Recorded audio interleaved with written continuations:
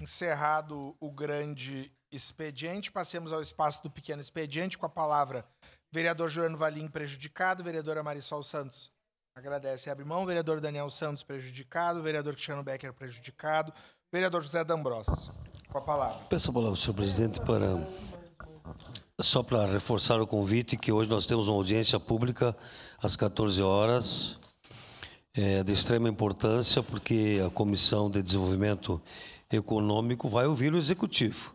Então, nós da comissão, Pedro Rodrigues, Edson da Rosa, Marisol Santos e Cláudio Libardi, estaremos recebendo o Executivo, que vai nos mostrar as diretrizes, orçamentárias para 2026 e esclarecer todas as dúvidas.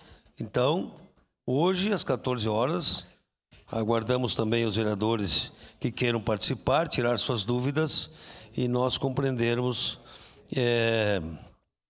como será os encaminhamentos para 2026. Senhor presidente, era isso. Muito obrigado. Obrigado, vereador D'Ambrosio. Com a palavra, a vereadora Estela Balardim.